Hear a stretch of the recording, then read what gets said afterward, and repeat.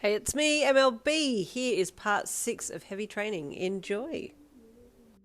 She walked into the lounge and started busying herself tidying up and picking up the apple pieces, and you smiled to yourself as you walked back to the kitchen. The coffee machine had finished by then, and you continued to make Aizawa's coffee, feeling more and more like a family. Finished, Eri announced proudly from behind you as she carried the 2 plates stacked on top of one another, with apple pieces balanced haphazardly on top of them. Well done, you praised her, taking the plates from her outstretched hands and turning to put them on the bench. You'd used them in your small compost unit outside. Is the coffee ready yet? She then asked eagerly, getting up on her tippy toes to try and see onto the bench. Almost, you said with a smile. Will Aizawa come back? She inquired hopefully. You chuckled. I'm pretty sure he'll come back. He knows when coffee's ready. He's got an extra sense when it comes to sniffing out coffee. She gave you a small nod, not quite understanding what you were saying, but happy to hear that it sounded like that he would be back soon. What do you want to do while we wait? Do you want to watch a show or something? You asked her. Is that where there's fireworks? Eri asked curiously. Oh, no, that's a festival, you said kindly. What's a show? She then asked. It's on the TV, like a movie. Do you know what a movie is? You asked gently. I don't know, she replied honestly, scrunching her little nose up as she tried to think about what a movie could be and if she'd ever seen one before. Come and I'll show you said, reaching a hand out for her to take so you could walk hand in hand back to the lounge, leaving Aizawa's coffee on the bench to wait for him. Okay, you said once you'd walked into the lounge and switched the lights on. What's an appropriate show to show you? You mumbled to yourself. Eri let go of your hand and quickly skipped to the lounge chair and scrambled up onto it, sitting down neatly waiting for whatever was going to happen next. You hummed as you opened the movie selection on your TV screen. Kids movies. Eri watched curiously as the TV screen filled with lots of pictures. Okay. These are all G-rated, so they should be fine. Do you like the look of any of these? Eri's big eyes scanned the pictures and then widened when she saw a picture of a cat. Cat, she said, pointing at the screen. Cat? You asked as you looked back at the screen. Oh, The Life of Cats. It's a documentary, is that okay? What's that? She asked curiously. Actually, we'll watch it and see if you like it, okay? You said as you clicked on it to start and then walked over to sit down next to her. The voiceover man started talking about cats and you looked at her to see if this was boring her already. Obviously it wasn't because her eyes were glued to the screen and you smiled. You settled back for a second to enjoy it with her, but then you suddenly remembered that she hadn't eaten anything yet because she dropped her apple slices before.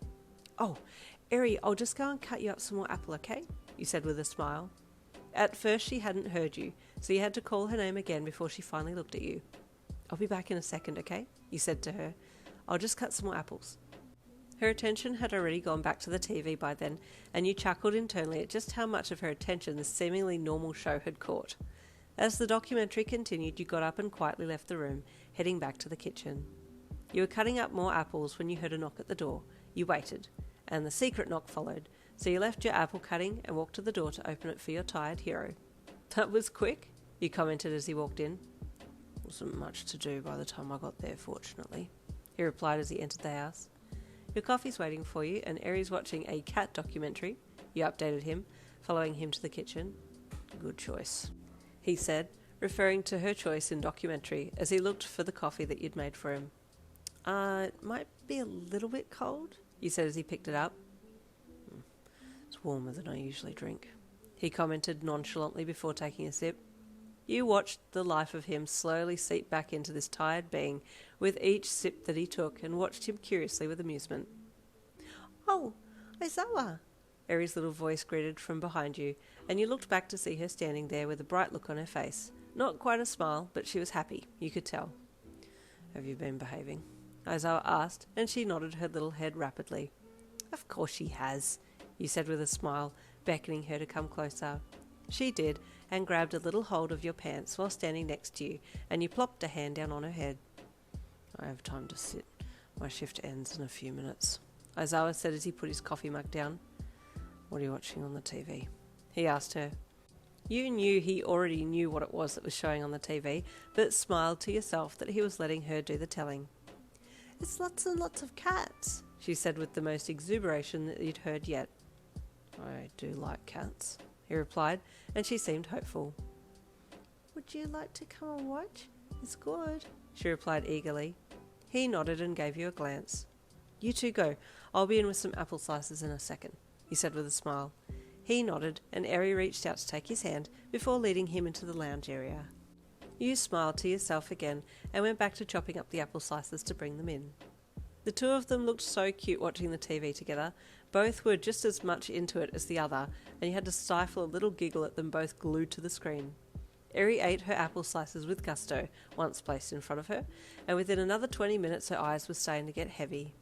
It was getting super late, much later than you'd expected her to stay up for, but eventually she closed her eyes for the final time and slumped against Aizawa, completely gone. "Oh," he said in a bland voice when he looked down to her and saw her fast asleep. "Should I move her to the bed?" you asked. "No," he shook his head. "If she wakes in a strange place, with no one that she knows right there, she'll be scared," he said as he adjusted her and placed an arm around her. "Oh, he's so caring," you thought with a heart-squeezed expression on your face. It went completely unnoticed by him, though, as he was still looking at Eri. "I'll go and get my blanket and place it over her then," he said, and got up to go and get it. You were only gone for a few seconds, but when you came back, Aizawa was also asleep and you smiled. "Like father, like daughter," you chuckled to yourself before gently placing the blanket over Eri and sitting down on the other side of Aizawa. It is definitely giving family vibes. I'll see you next week for part 7.